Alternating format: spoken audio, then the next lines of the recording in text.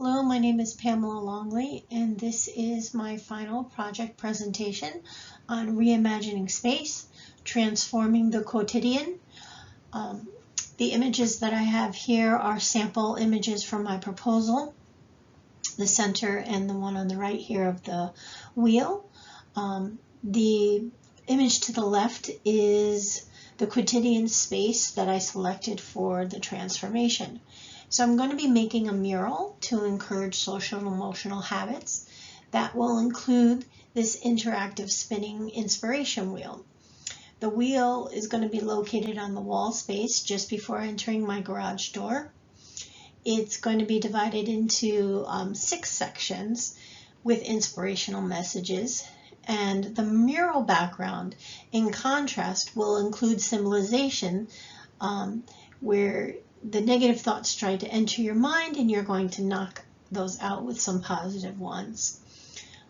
There's days as teachers that we have negative thoughts. We don't really want to go to work, things like that. And so this is a good space to have before you head out the door to kind of change your mindset. I hope by creating this space it brings some calmness, it brings some joy, and any happiness to those who interact with it. So this is my materials and my budget.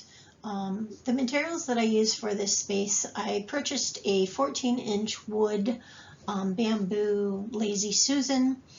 I purchased a carving tool, a Dremel tool, which I wanted to have. Anyway, that was a little bit of an expense, but it is something that I will have from now on. I used some acrylic paint and some chalk markers, some primers. And so overall, I spent about $150, with the majority of that was the Dremel tool. Everything else I had in my art studio. So this work is part of a series of art installations that I've been working on this summer for this class. This is our 6th and final installation for this class. The work connects to my interest in developing social emotional habits. The piece I created for the final is intended for a high level of interaction. The design is both two-dimensional as a result of the mural and three-dimensional through the spinning wheel sculpture. So my vision was to produce the power of positivity through my artwork. As I mentioned before, sometimes waking up in the morning, having to go to work, you don't always have the positive thoughts that you want to have before heading out on your day. And so this is a perfect space and way to change that mindset. My work is influenced by Mary Engelbright, this artist here. She is an illustrator and a graphic artist, a contemporary. She's from Missouri, and her artwork appears in thousands of products. She owns her own business, greeting cards, books, calendars, apparel. She has a very eclectic, kind of whimsical, positive message style, and she often puts herself in her artwork. This is herself. I've been a fan of hers for over 20 years. So I transformed the space on my porch, my mudroom kind of porch. This is a space that does have other artwork, but this particular corner was in need of some TLC. I've engaged a few senses in this piece, such as sight, touch, and sound. And when the viewers enter this space, in whatever mindset they're in, I hope they leave this space in a better one. Now here is some images that I took of the process, and I also have a video that I'm going to show you. But I started off with some sketches in my mind,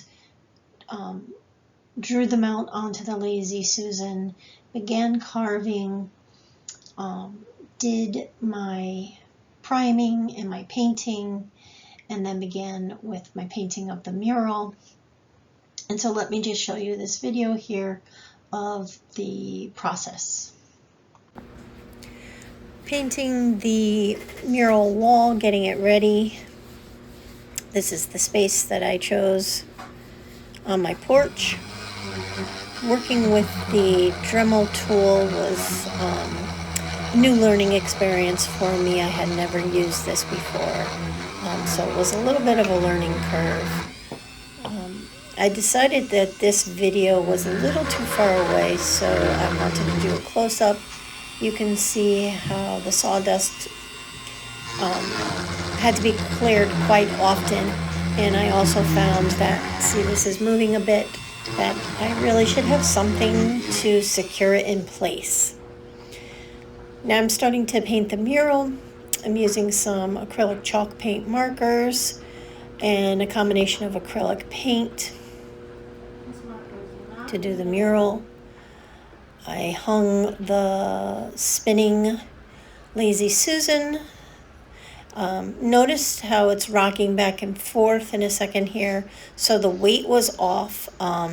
So we had to add some weights and spin it again. So that is my process video. So upon reflection of the whole process, from the proposal to creating it, and also when it's finished, a couple of things. I thought I would pick up the Dremel tool easily.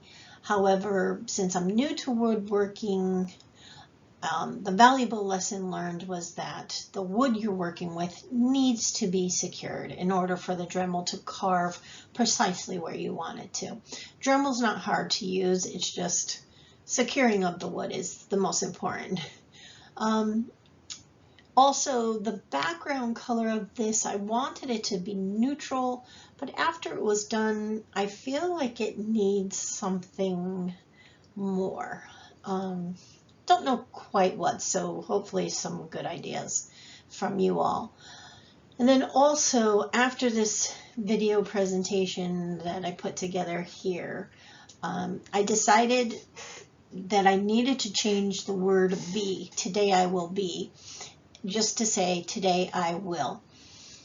And that's what I'm going to do. So thank you for taking the time to listen to me.